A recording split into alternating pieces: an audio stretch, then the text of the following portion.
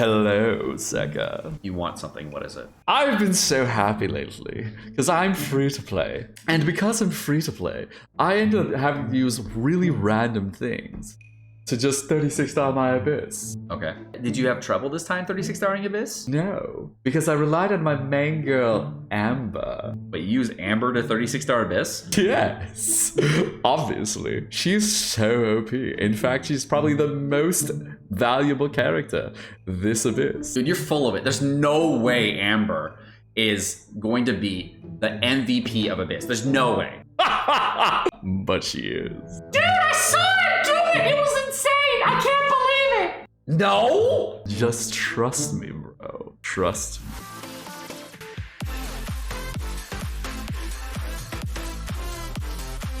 All right, today's sponsor is Opera GX. So as a content creator, I got a lot of things open at any time. And the Opera GX browser is apparently a gaming browser. And I was massively skeptical at the time with starting this up, and I was not sure if it was gonna work. My biggest hang up, of course, before getting into it was I didn't want to set everything up so that I had to set all my browser settings again. It's easy to import your bookmarks from everything else. From Chrome and everything else, you can just import everything. Awesome, that was slick. No other browser allows you to customize your experience as much as Opera GX does. You can change the color of the browser or even choose between light or dark or more. Also, what I personally like is the animated wallpapers. You can pick the one you like in the Opera add-ons. Look how cool it is. There's a GX control that allows you to enhance performance on your PC and get rid of lag while playing games and listening to music. It's perfect when you want to keep a bunch of tabs open. The panel lets users limit the amount of CPU or RAM, and look how easy it is to change this feature. Especially, it might be helpful when you want to check the best builds for Genshin Impact characters or list items, materials, whatever you need. Also, there's a network limiter that allows you to gain performance on games and streams. Another cool feature is called the GX Player. You can log into Spotify, Apple Music, YouTube Music directly from the sidebar in Opera GX. The player lets you keep your favorite streaming service open in one spot. If you're interested in Opera GX, go ahead and download with my link in the description below. Download Opera GX today. It's pretty cool. All right, Seka, are you ready to hear about the best 4-star of the Spiral Abyss for 2.3? It's my main girl, Amber. The prototype, Amber. All right, let me just go uninstall my life. I can't believe I got debated by that motherfucker. So in all seriousness, the prototype Amber is extremely OP for the Spiral Abyss. So the reason that the prototype Amber is the big MVP of 2.3 is because of the corrosion doggos in Abyss. So what a lot of people have in Abyss is they don't have the healer component on their team because they do have a shielder and use Zhongli. So one of the nice ways of getting around that mechanic, if you do have like a Zhongli or a shielder like Diona or whatever, and you want to utilize a healer, notice that we're going to be taking a lot of damage from this corrosion here. And I'm going to wait for this to stack up just a little bit. These corrosion doggos. Great. All right, so now we've taken some damage, and I have C6 core right now. So now you'll notice like I'm lower HP on the side, guys. So in order to top back up, Mona with prototype Amber can actually be a damage booster while also a healer at the same time, which is actually a super valuable thing in this current Abyss.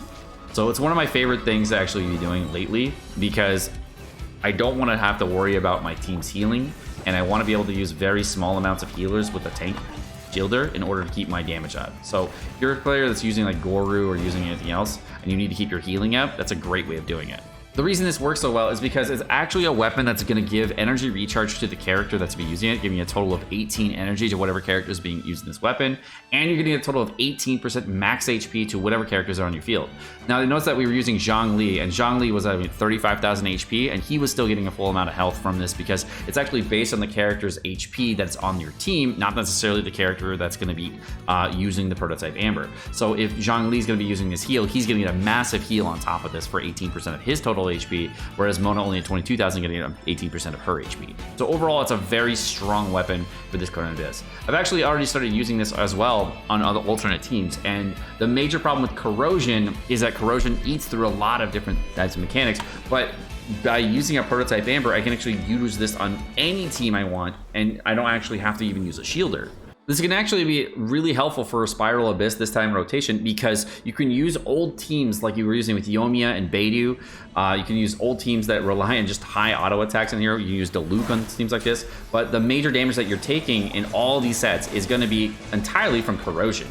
And by being able to use characters like Mona in order to boost damage, also giving yourself a big boost on the side and get yourself a nice healing overall for just the small amount of spot healing that you do need for corrosion, this makes it up for a ton of the difference here. So notice I'll be able to take damage, but I can block a large percentage of the damage that comes in my way. And I can actually use other characters in order to get way high damage while also not having to worry about my healing for the whole rotation.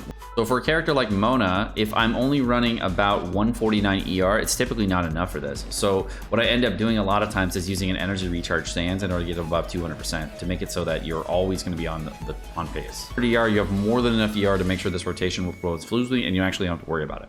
You can actually use this on characters like Yanfei for a tank Fei build in order to get the healing for the entire team. Characters like Klee, they just do a nice little sub DPS while also providing pyro resonance of the team. Or even on Sucrose for your taser key compositions that don't necessarily involve Kokomi. So if you wanted to use a Sucrose taser composition, that allows you to do that with this character. Taser compositions have kind of been like flown out of the meta for this time around because they're kind of revolved around Kokomi. So if you don't necessarily have Kokomi and you wanted to use a different character, this allows you to use a different character while also getting mad lad damage at the same time. Very helpful for running Sucrose Taser, so you get your crazy high electro charge damage in while also keeping your team's health high and not having to worry about other mechanics. Very, very helpful in general to use a character like Sucrose with a prototype Amber. It also makes it so that your energy recharge flows a little bit better because you'll be running double electro at times, so that'll help a ton.